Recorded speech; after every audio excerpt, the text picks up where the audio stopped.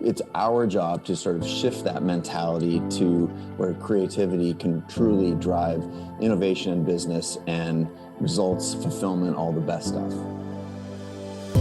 Welcome to Real Creative Leadership, a place where creative leaders can find insights and practical guidance on the day-to-day job of being a creative leader. We focus on real issues, topics, and insights of creativity in the business world. Join me as we explore the best strategies for developing your team, getting others to embrace your vision, and generating amazing experiences. This webinar series is produced by the Stoke Group. I'm your host, Adam Morgan, Adobe Executive Creative Director and author of Sorry Spock, Emotions Drive Business. And this is Real Creative Leadership.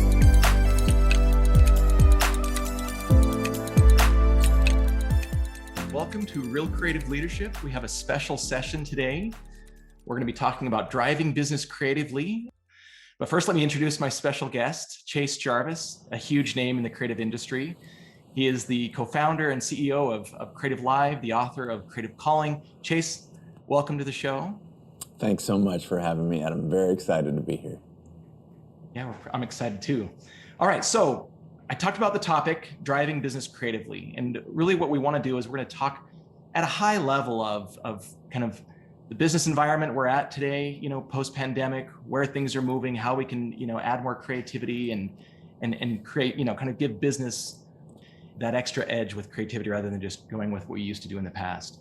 But before we get into that, we also are sponsored today by Creative Cloud for Teams. So I want to give a special shout out to them as our sponsor. And also we're going to watch a short, quick video from that Creative Cloud for Teams group so that we can see what they have to offer, and then we'll jump back in and get going with our conversation. Adobe Creative Cloud makes it easy to collaborate across all your favorite applications and devices, no matter where inspiration strikes. With our pro applications on mobile, seamlessly transition from your mobile devices to desktop and back again. Since your documents are automatically saved in the cloud, you can always go back to previous versions of your work. With Creative Cloud libraries, you always have access to all of your team's creative elements wherever you need them.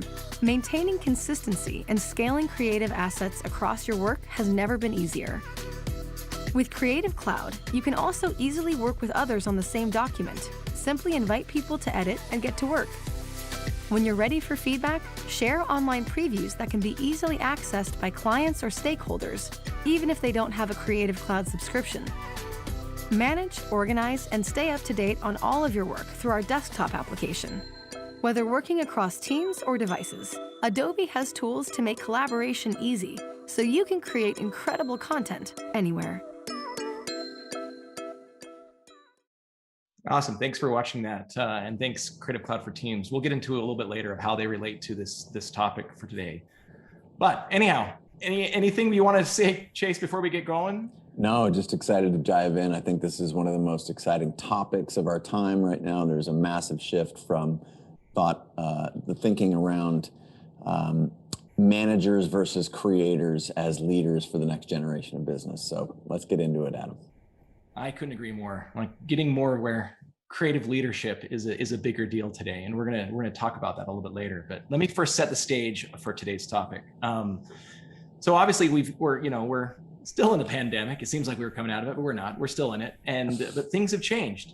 And here's some of at least the things that I've observed over the last little while is that obviously coming out of this, like we've definitely moved to more of this hybrid remote model. So many companies, and we've been talking about this for years, that you need to digitally transform. And those who didn't found themselves up a creek, and those who did totally figured out, okay, great, this is how the modern business environment is going to be working like from now on. You look at like startups that are coming out of the last couple of years and how they're disrupting huge giants. We're doing, there's all this adaptation. But really what I'm noticing, the biggest thing of all, is that right before the pandemic, it was like the whole world was going to this data-driven model. Like it's all about, oh, you got to have data and you've got to like prove it all out. And it was a lot of science, which is awesome. But I noticed through the pandemic, it's like we finally came out of that realizing that there's a human side to business. It's not just about data and models and all that kind of stuff, but there are people behind the scenes. And so that's where I felt like this pendulum switched and started to swing back, where it's like, all right, maybe back in the 80s, at least for me, in the mid 90s when I started my career, it was like all about this crazy emotional, creative world, which was fun. And then we swung out of it. But I feel like we're bringing it back to center, where it's that balance of art and science, right? It's the balance of data and then also humanity and people and emotion, and all of that's coming together. So that's the setting in today's business that we're realizing, and where we need to like realize a change and move from that. Hey, I would love to add something, Adam, if I can. First of all, I want to stake out a footprint for us to talk about today. You mentioned creativity. I've written at length about this in my book, Creative Calling. There are a couple types of creativity. I like to think of creativity with a capital C and creativity with a small c. So much of our culture operates around creativity with the small c, thinking that art, design, painting, music, all of those things as, that is what creativity is in totality. And what we know today is that that's not true, that creativity with a small c, that art is a subset of creativity with a capital C. And so when I say creativity with a capital C, that's the domain that we want to be talking about today. And, some examples there is creativity with a capital C is basically anything that combines two or more ideas to make something new and useful. And if you can think about, for example, we're co-creating this conversation right now. If you put the wheel, for example, is mechanical engineering plus creativity. That's how we got the wheel. Or electricity is electrical engineering plus creativity, and now we have light. So, this idea of creativity with a capital C, transcending just art, design, and those are great examples of creativity, but the capital C underpins the solutions to every problem that we will know in our future is going to have creativity at its core. So I think that's one important thing to stake out. And the second thing is that we've been programmed to think about creativity through the school system, through our employment, through just popular culture at large. And I want to remind viewers that this is an active role. This understanding of creativity, where it's going, how it can be useful, is an active role. And if we're just, if you're not taking an active role in preparing yourself, there's so many people, right, who are telling us what we know about creativity or what we know is good for our future. And the irony, those folks that have historically been in power, their goal, whether it's overt or not, is to sort of keep the status quo. And we know if you've been a disruptor, if you identify as a creator, then it's our job to sort of shift that mentality to away from people who know what was good for us a decade ago, 2 decades ago, or even just in a pre-pandemic world. And we start to shift the conversation toward what we know and the examples that we see in the world around us, where creativity can truly drive innovation in business and results, fulfillment, all the best stuff. Oh, absolutely. And like, it's so funny, even at a company like Adobe, where we're known for creativity, yeah, we talk to customers or we talk to, different people in the industry, it's still a struggle. Like, people see creativity, when you use that word, they're thinking arts and crafts or design or whatever it is. And I love this capital C creativity. Like, that's something that I use as well, because it's beyond that. Like, when we're, if we talked about like this territory where we're moving away from data to more like data and humanity, like, realistically, when we talk about creativity, it's in all of us, like every human being. And whether you're a data scientist and you're coming up with a new way of looking at something, like you said, bringing two things together to make something new, that's 100% what it is. So everyone is creative. Everyone can be.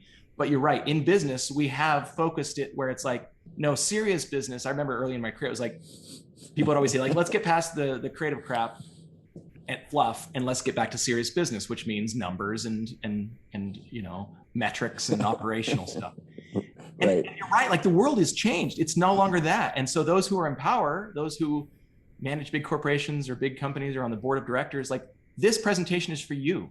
This presentation is to talk to you about, like, creativity in a different sense when you look at it is really the superpower we're going to talk about here in a minute, and how you can improve business. And it's not the fluffy stuff. It's not just the arts. For sure. All you have to do is look at, some of the most effective and successful companies out there, whether those are small independents or large incumbents. The ones that are innovating are the ones that are leading. And what is innovation if it's not creativity applied? That is the definition of innovation. It's like the application of creativity, new ideas, new ways of thinking. And so again, I just wanted to stake out our territory here as capital C creativity, driving innovation and change, And that's at the core of what it is, you know, and the fact that you're here, if you're listening or watching to this right now, that tells us that you're at least aware or what I call creative curious. And so we'll talk a little bit more about that. I've got some ideas that I can introduce a little bit later on how to think about shifting gears if you've come from, you have managers that are really programmed for a different era. Exactly. All right, so now that we've got that set up, we've got, you know, here's the world we're living in. What is capital C creativity? What are we talking about? Now let's just talk about like that creativity is the business advantage. Like design is the innovation. That's really what we're saying. This is the answer. So why are we saying this? Well, first of all, if we had to, you know, go back, like it's not just Chase and Adam saying, no, we're creative folks, so therefore we believe that creativity is super critical. I think what we're saying is like it absolutely is the answer because, you know, if you look at today's economy, I mean, if I'll give an example of one book. Like if you've read the book by Daniel Pink, A Whole New Mind, he talks all about, you know, like just this world of commodities and the world of where it's no longer about just the product, right? Like there was a phrase that I wrote years ago that we've used at Adobe, which is people buy experiences, not products. Meaning that, you know, in the past it was all about, you know, build a better mousetrap, but today it's all about those experiences. People buy that feeling of being young again. People buy that feeling of, you know, the wind in their hair. People buy whatever it is. It's that experience that they're seeking after. So we really are in the experience economy today. And there are a lot of other, you know, groups out there spouting this. This is not just, you know, ADMO doctrine. It's really this idea that like creativity is the secret weapon because customer experience is the business differentiator. Meaning that if you're not creating those experiences, if you're not creating better customer experiences, then you're in trouble because customers aren't going to care about you and they're not going to connect with you and they're not going to believe in you. And so beyond just that, like we at Adobe, we've done some awesome research on this. We did a report with Forrester on, all right, what is the value of those experiences? Like, is it really worth a lot? And we found that like, at least for those companies that really put the value or put the effort into it to creating better experiences, they had an ROI of like 200 and something percent. And I know like awareness with customers was up 1.6%, acquisition costs or acquisition was up 1.9x, retention is 1.7x. So there's a lot of studies. If you're curious, by the way, of any of these studies that we spout off in this session, you can reach out to us afterwards and we can send you a list of a lot of the studies and reports. But anyhow, the point is that it's a proven fact now. It's like the science is caught up with the softer side of things in that creativity or customer experiences or those emotional connected experiences truly do equal better business. And by better business, that's just a better future for you as a whole. So I think that's the point we just want to make. Creativity is real. It's not just the fluffy stuff. This is really the stuff that's going to move the needle for your business so that you just need to start considering and focusing on how do I introduce more creativity into my business. So I think that I'm reminded of something from just like, let's call it 5 years ago or 7 years ago, maybe 8 years ago, where the canon of pop culture was saying that, well, social media, for example, is nice, but it's really not all that effective. And it's just fluffy stuff out there. And you know, now we know that that's not true as we see ad dollars flood from other, you know, previously established media giants like radio and television and print into a digital environment.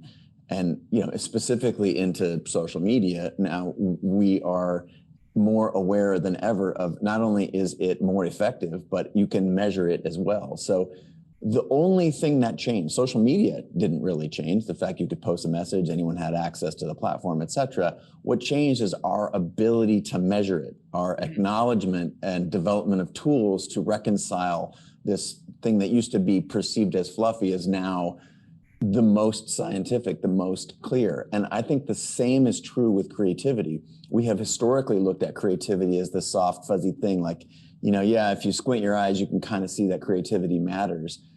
That is very akin to social media that now we're starting to be able to understand, you know, the tests or the reports that, you know, Adobe's done with Forrester is a great example, that not only is creativity something that's measurable, innovation something that's measurable, but it is a thing that underpins, again, the solutions to every problem we'll ever know, the differentiator between good and great companies, good and great leaders.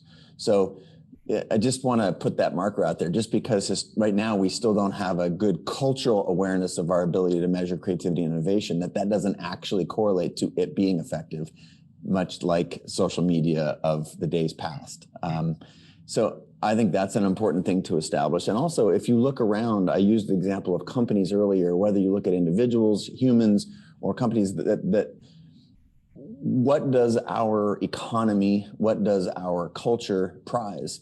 Does it prize, stopping what you're doing, inserting yourself into the machine and hiding as an employee or even as a leader inside a larger organization? Or does the economy, our culture, and our personal fulfillment, does that get juiced up by taking an active role in our future? I think that there's if you look at the things that are rewarded, it is doing something different. It is taking risk. It is standing for something that is different from the past. And I just find that is an interesting model to map onto the workplace and onto the future of the economy. And I would just call it value at the business level and fulfillment as the human, like this idea of leaning into these things that historically were not rewarded. It's no longer, 40 years and the gold watch, retire and hope for the best. We're in a completely different universe. And if you can apply that, across these other vectors, it starts to make a lot of sense. I like to think of that sort of the risk reward with the moves that you make as a leader being asymmetric to the benefits. Like if you just play it safe, the way I like to think about it is, it's the riskiest time in the world to play it safe. Let's just put it that way. And now let's think about that specifically with respect to career and leadership and business. We used to have, or our parents rather, had one job. We will have 5, and the next generation will have 5 roles at the same time. That's just the nature of where culture is going. And I think if we can, again, understand that it's our job to change culture, to change the way we think about employment, to change the way we think about careers and specifically education, that we're empowering ourselves, we're opening the aperture to a new universe of possibility. And you see it manifest itself in the individual basis that I mentioned with you're no longer 40 years in a watch. The work is, we're going to have so many different roles. We're going to have to learn at a rate that's completely different and much more dynamic. That's part of what creativity is, right? It's putting these new things together, whether that's a factoid at work or your career or your trajectory as an employee or a leader. And I think education is another really, I think, glaring difference from what it used to be even just 5-10 years ago.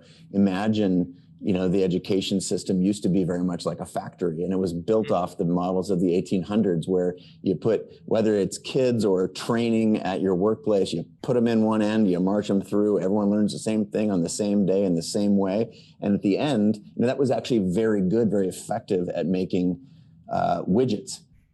And that may have worked at a previous era, where what we're trying to do is give people, office jobs where they were typing and not, again, this creativity with a capital C role that we see as the future of employment. So if you can think differently, we can start to realize that your education as a leader, as a business owner, that it's your responsibility. And the fact that you're here listening tells us that you are already a step ahead of most, because you're taking an active role in your own development. I just want to underscore that is critical to the active role that we have to take in shifting the perception, changing culture from the previous models to what the future is going to look like. And again, that you are here right now is a good sign, but it is necessary but not sufficient. There's a lot more work you're going to have to do to shift culture in your workplace, to shift your own educational director. Oh, absolutely. And when you think about it, it's not just changing culture, but let's move on of we're really talking about how do we make change, right? And you had a great example in culture and in education and doing that at the workplace as well. But to me, it's also, if you look at what creativity in business has been, like I talked about, my career path, where it was seen as just this extra fluffy arts and crafts stuff. But to me, like another big step that we need to make, and this will take all of us, is to how to make it so that creativity is no longer just a service, but it's a strategic function.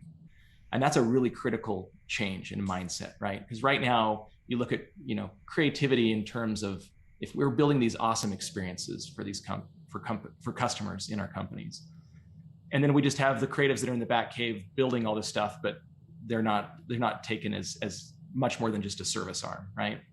They're not a strategic function. But I want to break apart the idea of creativity and strategy, because there was an interesting lesson that I learned from one of my old bosses back in 1996, Daryl Smith at an ad agency. This is when I was like early on trying to figure out, should I go into creative department? Should I go into, the strategy department? And he was like, listen, Adam, like the reality is this: strategy is creativity. Like it's just a different form of it. And as I went into figuring out my book and trying to prove the value of creativity, it absolutely made sense from a neuroscience perspective, that the way that we're coming up with big ideas and also looking at things from new directions of strategically, it's the same thing. So if we can start to understand that fact, that, whether I'm coming up with a business strategy or I'm coming up with, a creative experience for a customer, that's the same function of a strategic thought. And when you look at it, like today, if you think of the word innovation, certainly with IDEO and the design-led movement, we've made the point that yes, that design can be innovation. It can be a strategic function. It can be a business asset. But I think across the board, we still need to see creativity as an investment and not as an expense, right? We need to understand that all of that customer experience, that's our currency, and that is something we need to invest in and think of it as something more than just the last step execution. So I think that's super, super important.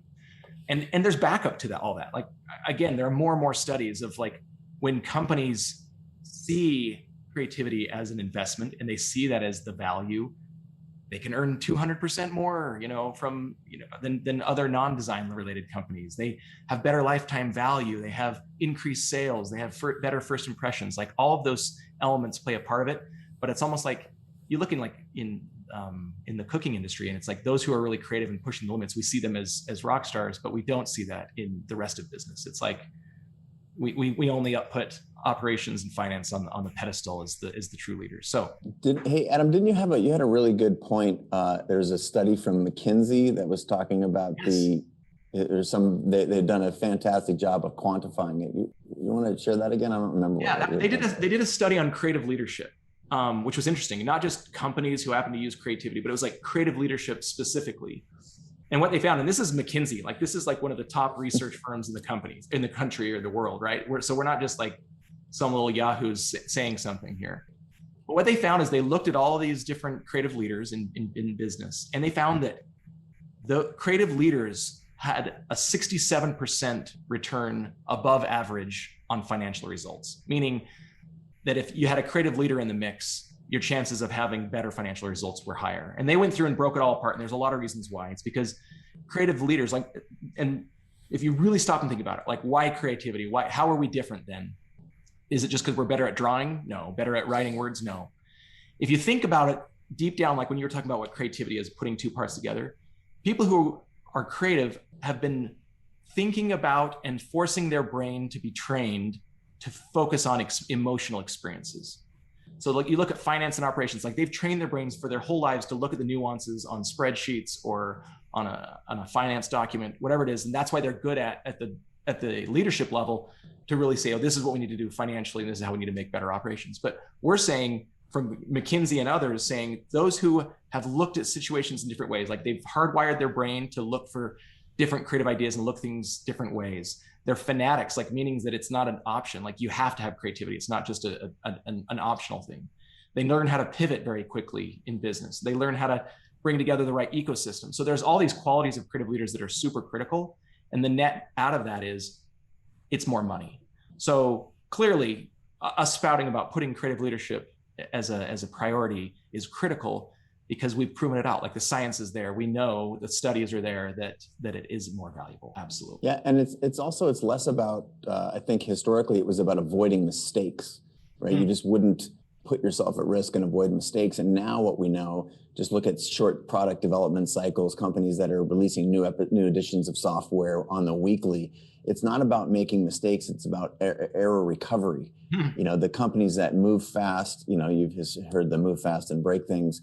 I think that's less applicable, but consistently we see companies that are able to innovate quickly, go out to market, test the market, and respond.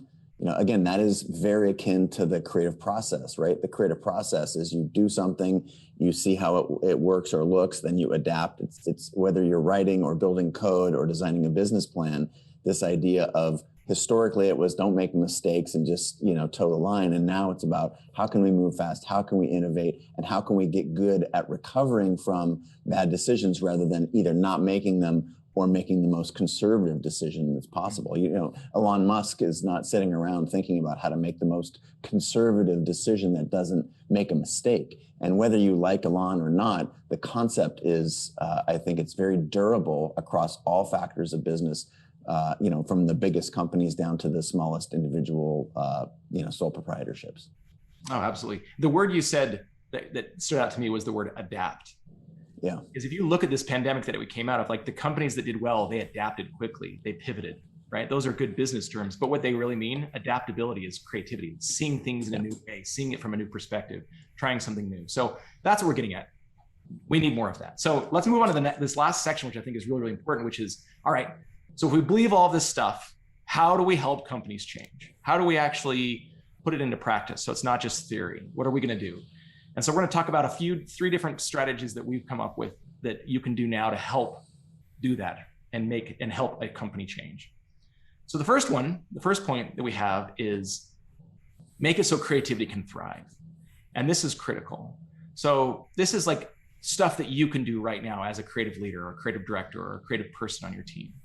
And that's that, so often as creatives, we're used to just going off in the creative cave, which is important. Like you've got to go down there and do your flow state and do your work. But there are so many other elements around making it so creativity can thrive, which I call building the creative machine.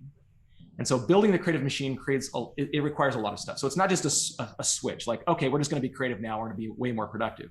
You've got to get your house in order first. And there are a lot of things you have to do. You have to, make sure that you have increased collaboration, increase the chances for creativity to be effective. And this is just a good plug for Creative Cloud for Teams right now of like getting your house in order. I think back when, decades before where we'd be chasing down fonts and images and all the assets and art and blah, blah, blah.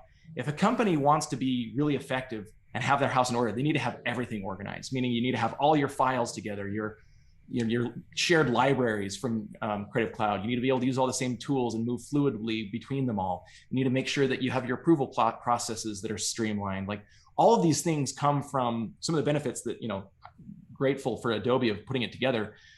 So making sure that you can be on brand and you can stay on brand and you can keep everything moving smoothly. And I think that time to market is critical. So that's the first thing, get your house in order. Beyond that, there's also, it's like there are ideas that I think we as businesses need to keep in mind. Like if you've ever read Creativity Inc., which is an awesome book by Ed Catmull, he talked about how they created structure in the actual physical presence of their office to make it so that people crash into each other and come up and start talking about things and more collaboration can happen. So I think the answer is also, as we're all coming out of this pandemic, there's going to be this whole, like, how do we do this remotely? How do we do this if we're not physically together? And I think it's really, the catch is like, get your house in order, be intentional about how you're going to gather, be intentional about which ways you meet together, and can you be physical and digital and do both seamlessly? So that's step one, get your house in order, make it so creativity can thrive. And I think that sets us up as creative leaders to take the next few steps, which is what we're going to talk about. So I'm going to pass it over to you, Chase. Yeah, as I listen to you talk about this and talk about, how do companies change, for example. The interesting thing about a company is that is not, a company is innate. It's not a real thing. It can't take action. It is comprised of humans. And so, this idea of if not you, who, and if not now, when, this idea that someone else is going to manage it, someone else is going to take the lead and it's your job to follow, or the company is just going to do it. Again, the company's made of individuals, most of which are no more creative, sophisticated, intelligent, inspired than you.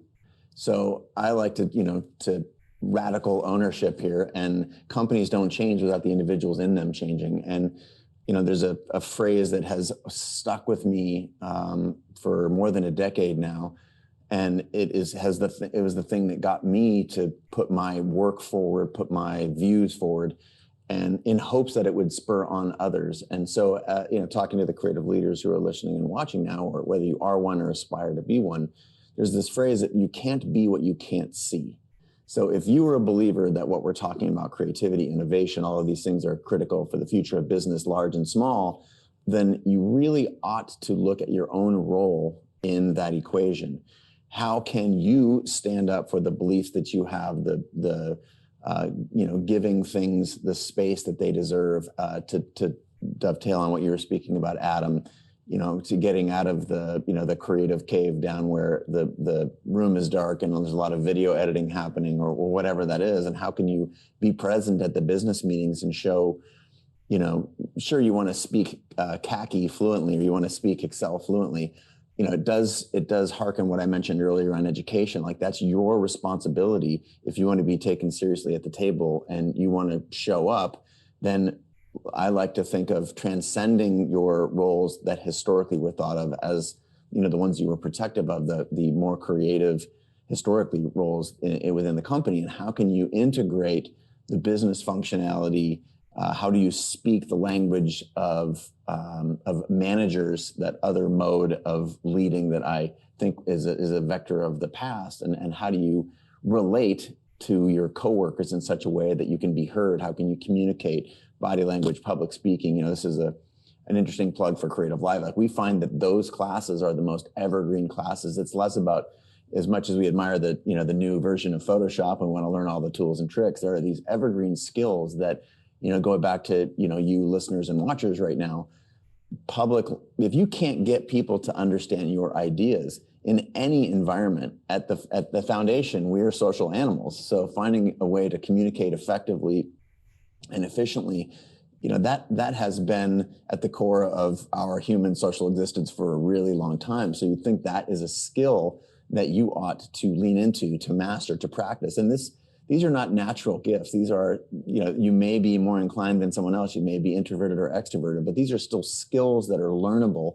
teachable, and learnable on platforms like CreativeLive and others. So I think that's a really interesting and important point to make, that you have to do that. And I mentioned a moment ago speaking khaki. I'm speaking the language that the business leaders of a previous generation speak, such that you can intertwine your ideas and be heard at that table.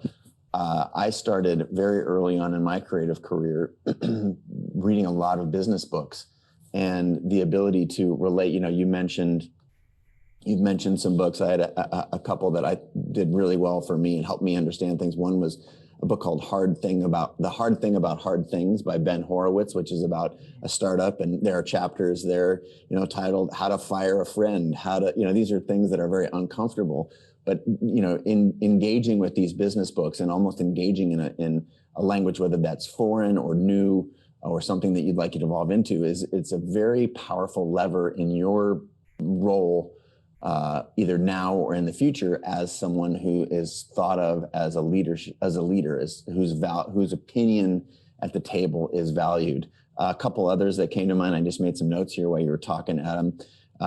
The Effective Executive, which is a legendary manager book by Peter Drucker. Good to Great, which is a lot about products and companies standing out in a crowded marketplace, by Jim Collins. Outliers by Malcolm Gladwell, similar topic.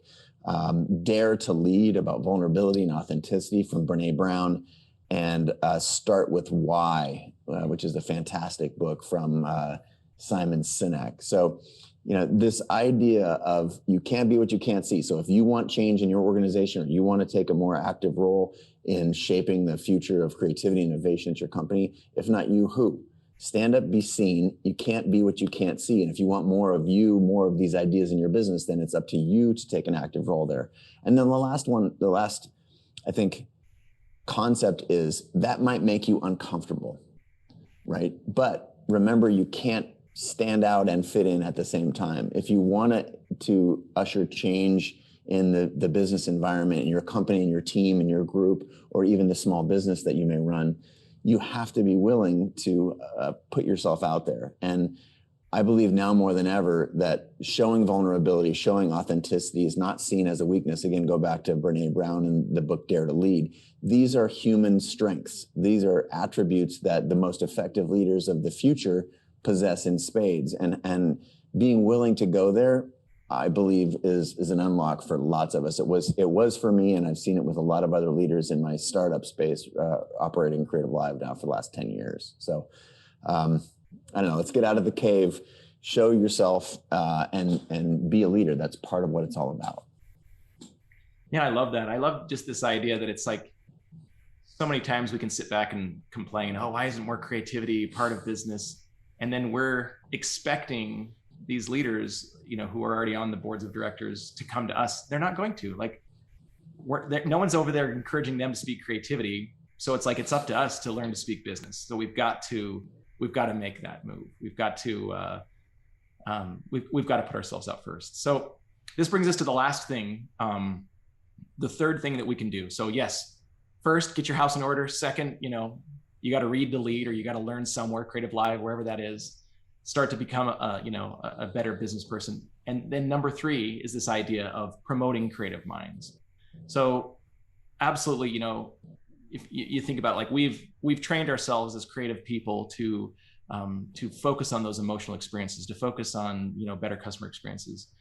But if we don't have the right seat, we're not going to make a change. And this is the hardest one, because I think a lot of times we had a conversation on Clubhouse like a week ago on the same topic, and someone brought up the fact, they're like, well, sure, it's great to say, do all these things, but we don't have the power. Like, there are people in business who aren't creatives who have the power right now.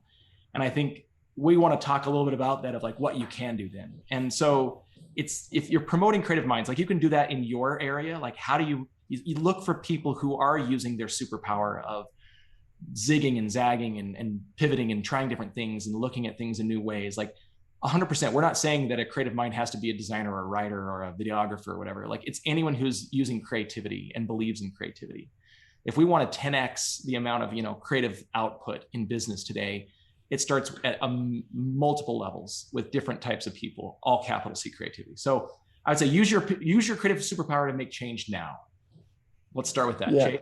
Well, yeah. I mean, again, if you look out at creative leaders that we reward culturally, that if you think of your own personal friend circle, again, goes back to those people are willing to stand out, because you can't stand out and fit in at the same time. And I think it's if you're chasing the world's best boss mug to get at the holiday party, this is probably the wrong approach. I think understanding and being willing to take risks and, again, recover quickly, whether that's a hire or a strategic approach. I mean, at CreativeLive, I've hired hundreds of people over the course of the last decade, personally and through our process. And the ones, invariably, the folks who didn't look like all of the other folks, that had a different background in education, had a different set of experiences, that had a different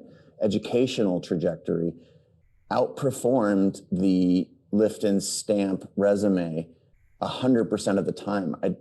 They may have required some more coaching or different coaching, but if you're truly looking for the unlock for yourself, we've been a little bit prescriptive. I think this idea of promoting creative minds, like, first of all, your ability to identify a creative mind, identify a different thinker. We restructured the way we had interviews at CreativeLive specifically to solve for and source people who thought differently, people who had a different background, whether that was from, historically an art background or data science. Like, we hired data scientists who studied, widely divergent things than business models and financial modeling in their educational trajectory. And that, I think, it's a huge piece of being able to promote these ideas or promote creative minds, is first being able to identify raw talent. Second, to be able to be willing to take a risk at hiring that talent, or adopting that strategy, and again, then developing the muscles internally to be able to react quickly and change to adapt to the given marketplace, to a mistake, or to a new strategic direction that, as we know, as we learned in the pandemic, they're all imminently coming around the corner. And what will you do to be prepared? Those people are dynamic. That is what it means to think on your feet, to be a creative, quick thinker, whether you're a leader now or you aspire to be one. I love it. I love just your thought of like hiring, data scientists in different backgrounds. Because I mean, here's the truth. In today's environment, we know that diversity on teams is important, right? Like you want to have cultures, different, ethnicities, you want to have different genders, whatever it may be, a variety of backgrounds help.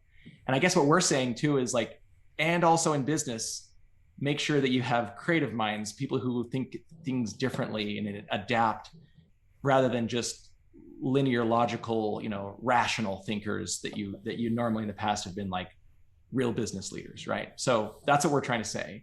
And the other thing is like, here's one point. Like if you look at boards of directors, like while I'm on that topic, most boards of directors are made up of operations and finance people. And I think, yes, none of us, not all of us have the ability. You have your own company. You can decide the makeup of the people who are on your leadership team, right? But a lot of big corporations who have the power, someone may say, Adam, yeah, right. Like they're not going to suddenly just say, oh, great, let's put a creative person on the board, which is what we want. We want that. Like if we're really thinking like this is the economy for experiences, we should have creative minds on the boards. But my point to that is like, yes, you may not have the power to do that at your company, but you know what? You can at least ask. We can ask, we can bring it up. Like just back when we were trying to get people, in this last, era of business to bring more diversity, they didn't have the power either, but they asked and they started to bring up the point. And so together, collectively, if we all say, this is really important, if your business is going to make it into the future, you have to have creativity at the, on the board. Start sharing those ideas with the board leaders, start sharing it with upper leadership. Talk to them about how that diversity of thought on the board helps the business. And we can give you all the stats you want for that, but you got to ask. You've got to try. You've got to at least push it forward. You've got to promote creative minds. And I think that's what we're saying collectively is like, let's start promoting creative minds. Let's start putting them in the right positions. Let's give them an opportunity to change business. And that's the reason it's very important to be a great communicator. And these are, again, fundamental human, like look at some of the best orators of our time. Like they were very good, adept at pitching their ideas. And this has nothing to do with being an introvert or extrovert. That's about where you get your energy.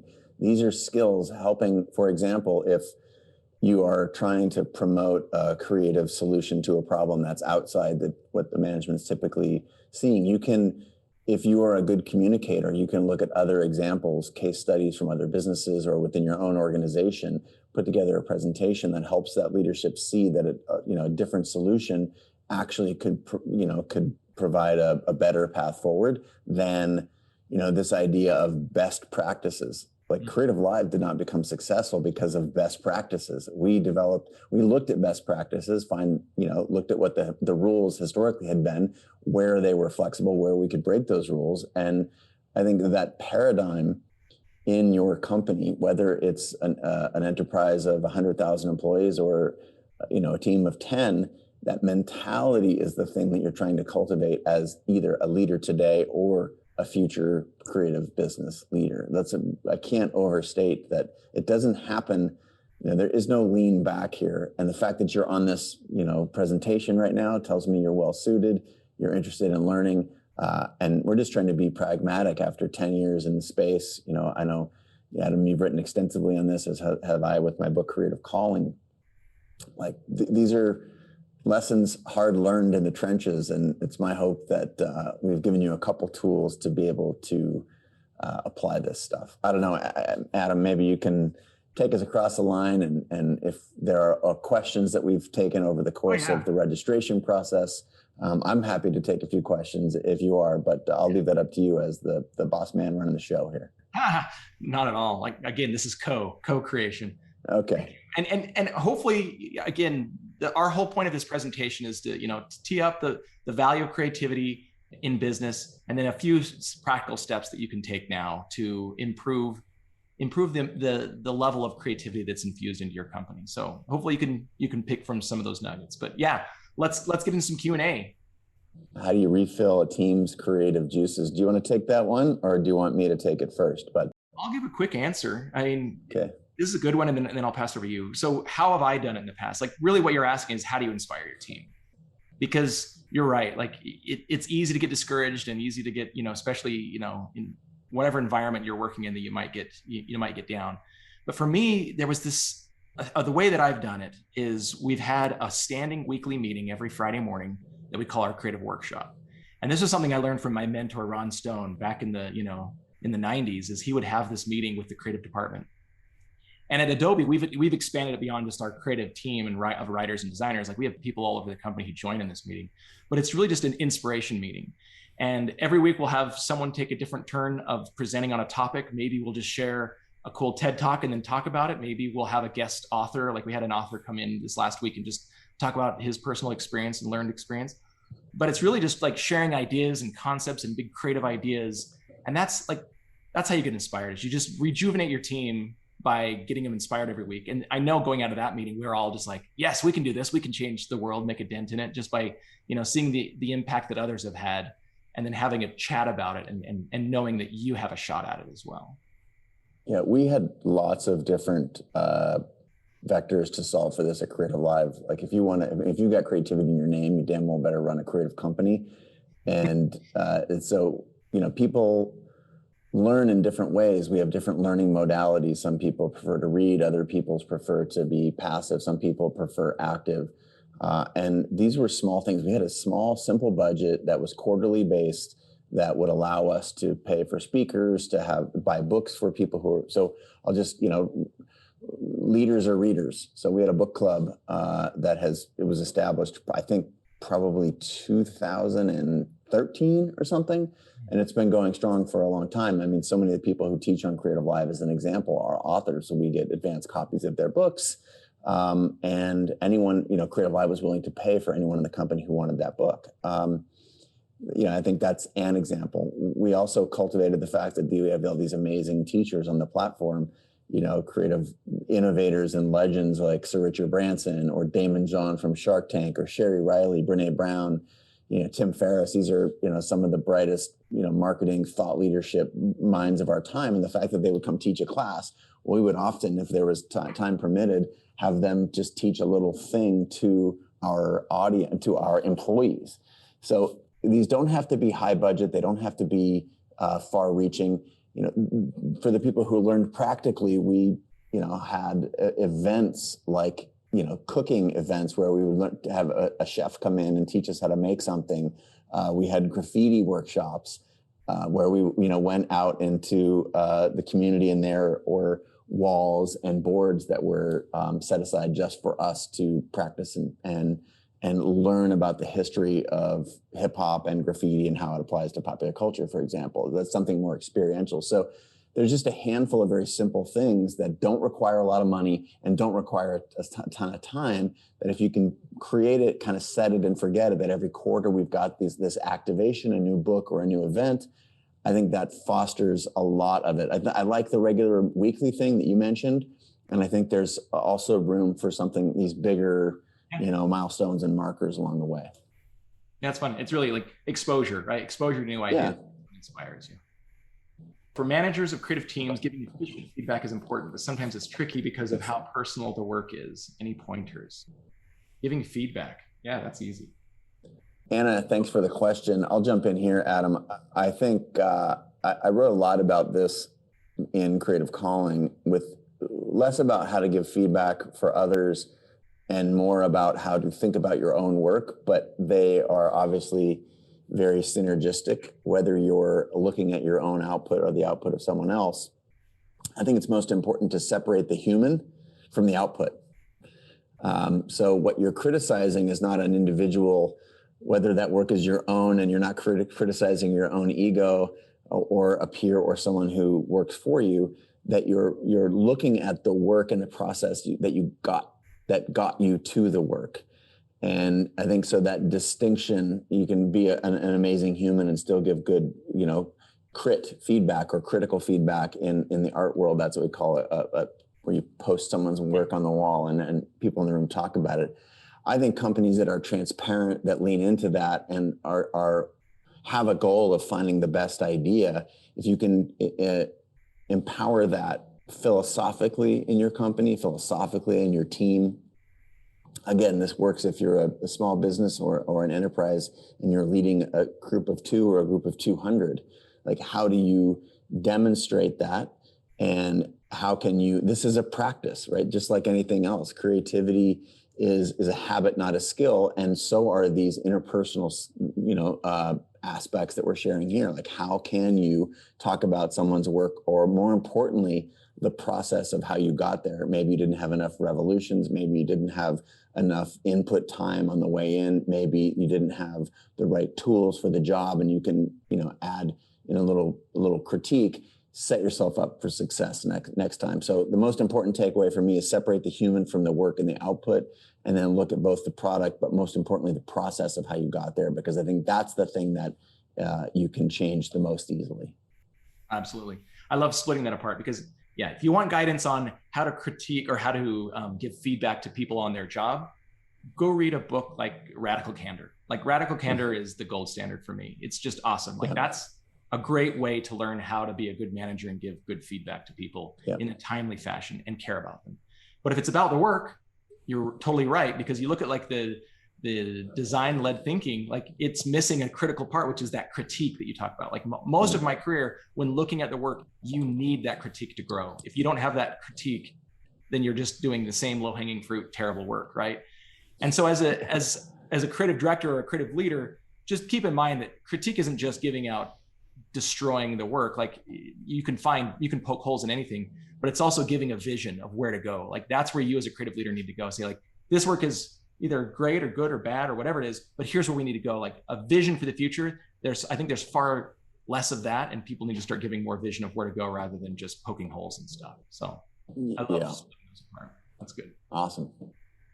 As a new owner of a creative agency, what should my focus be in the first 3 to 4 months? Obviously, I would say, like, make sure you have a good enough clients. Like, that's, you've got to sell your services for sure. But if we're talking about creative leadership, what do you do in the very beginning of establishing a business? Well, I think that there's a flywheel, Adam. You talked about having great clients, but the way you get great clients is by doing great work. And, that is ideally, that's a virtuous cycle that builds on itself and allows you to scale not just your client, profile, but revenues, the ability to bring on great talent. And especially in the early days, this is going to, I think, be a little bit counterintuitive, but those are some of my favorite answers, are the ones that are not obvious. I believe that establishing process is actually a very important and fundamental underpinning of success in any field. If you look at a world-class athlete, all you have to do is look at how they spend their time. What are their habits? What do they actually do? Not what do they think, but what is the output? What is the number of, free throw reps that they take if you're a basketball player, or laps that you take if you're a swimmer, and by extension, apply that to your team. What's the process that you go through to, manage the client? What's the process that you go through to, have internal teams compete for the work or to present ideas? Like, what are these very simple, fundamental, and most importantly, repeatable things? Because if you're chasing the ability to just pull one idea out of thin air on a whim, that's not really building the muscle that you're going to need to be successful over the long time. So, my answer to Joe would be double down on process. And process does not have to be rules. Process, you create a system. You are a systemic thinker, ideally as a leader, so that you can create the space in order to be the most creative or the most effective or the most fulfilled. These are, if you're not creating the space, these things don't happen accidentally. They don't happen on their own. You need to set it up so that it's repeatable, and you get the best process. And there's some reflection and adaptation, at the end of each process, so that it gets better over time. I'm a big fanatic of structure. I used to think that if I'm creative, then structure is my enemy. And ironically, the best creators in the world, they sit down and create every day. The best writers write, 5 pages or 1,000 words, or, I think Chuck Close said, if I was just sitting around waiting for inspiration in order to paint a great painting, I probably wouldn't have painted very many things. So I like the idea of just getting to work and orienting around process. 100%. In fact, that's something we brought up earlier in this presentation. Get your house in order. That's really what it is. It's like build that creative machine. I would say early on in your agency, what do you stand for? What matters to you? What type of work do you want to do? How are you going to accomplish that work? How are you going to organize the team? How are you going to get all the structure in place? How are you going to create all the processes? Like build that creative machine. That's 100% hands down the best way for success is to get it all in order. And I think that's perfect. Like it's how are you sharing things? How are you doing reviews? How are you, like, all those things that seem just like, admin busy work, they're so critical. It's so critical to get your house in order first. Yeah. In fact, it's so funny. Like I wrote an article, Chase, you're talking about writing. But it's like so many people think it's just having really big goals and that's the secret to success. And I was like, goals don't matter. It's your process that matters. So for me, when I wrote my first book, if I hadn't established exactly what day of the week, when I was writing, who I was writing, near, and we had like a writing group and there was like a deep structure to it. And I had been dreaming about writing a book for 10 years and never did it. And then once I got the process down, like it happened within a matter of months, to get through it all. So absolutely focus on that. I agree. And as a leader, I think this is an interesting exercise. If you want to see how effective you are, you want to understand where you have opportunities to grow and change, audit yourself. Run an audit of your time, and you will find out where you're spending disproportionately. I did this. It was very surprising. I did it about 5 years ago when I had, rejoined CreativeLive as the CEO. I took a couple of years off there, and I had to completely realign how I was spending my time. And it revealed a lot to me, and it gave me, a handful of clues on how to change. And just like we want to change a company, if you as a leader, the fact that you're going to make a decision to do something differently, you're still looking at the results of that changed behavior, right? If you're not looking at it and tweaking it, iterating, much like a creative process, then I think you're doing it wrong. The fact that you can put an idea out in the company or start a new process, or look how you're spending your time coaching, mentoring, securing new business. Is that effective? If you measured it on some interim basis, you'll get some data. And with that data, you can change. There's nothing, I got a little thing that I call the creative pyramid. At the bottom is mindset. You have to be open and willing to change. You have to be aware that change or growth is necessary for your business or your personal development. The next thing up there is the next thing on the pyramid is habits, because you end up being what you do. You've got to do the verb to be the noun, and what you do on a regular basis, that is the most direct line to your goal. So we think of starting with a goal, but a goal is actually the tip of the pyramid. If you design a mindset that says that you can change and grow, and in fact, that's your number one objective. And then you have a series of behaviors that you do such that you can't not accomplish the goal. The goal ends up being, the most easy thing if you've set yourself up for success. So again, I feel like I'm preaching a little bit, but I love the nature of the question. And again, I think all of these topics are valuable, but all of these things are not going to resonate with everyone who's listening. So I suggest you pick and choose, a couple of new titles that you've heard, a couple of new techniques, a different way of thinking about showing up in your workplace. Hopefully there are a couple gems in here for the folks who are watching and listening.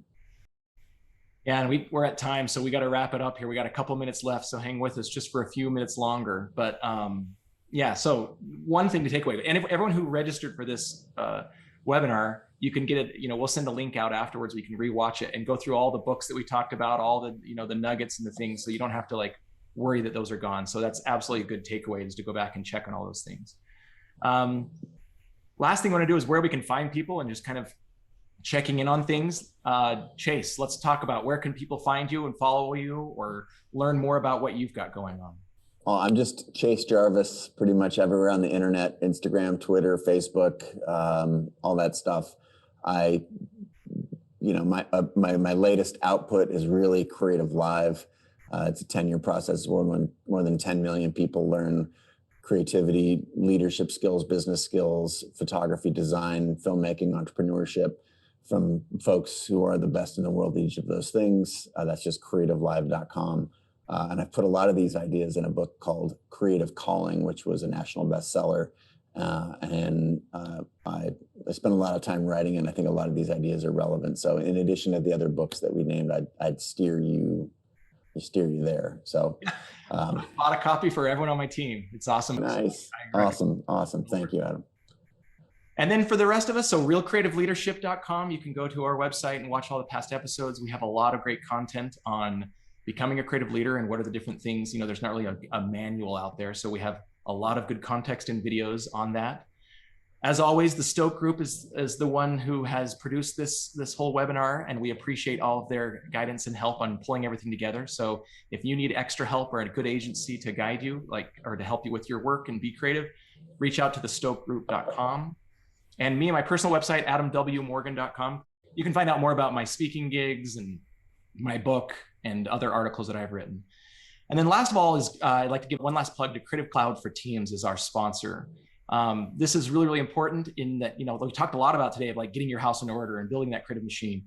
And this group it's a phenomenal product, at least for creative people and creative leaders, to bring it all together. You can get all of your licenses together in one admin console. You can manage budget. You can see who you need to trade things around with. You can share files. Everything that you need to keep your brand up and running, with libraries and everything else to keep it going. So if you're not using Creative Cloud, I highly recommend it as a creator.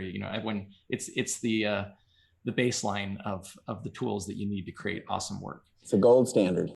Gold standard, absolutely. Well, thanks everyone for joining us today. Again, we appreciate you taking an hour out of your day to listen to Chase and I chat about creative leadership, and hopefully we all got some nuggets of how you can drive your business forward using creativity. So thanks for joining. We'll see you next time. Bye, everybody. Thanks for listening to Real Creative Leadership. I'm your host, Adam Morgan, and this series was brought to you by the Stoke Group. For the most effective marketing, use both sides of your brain to align your strategy, creative execution, and analysis. Connect with the Stoke Group for help designing each step of your marketing plan and creating a coherent vision.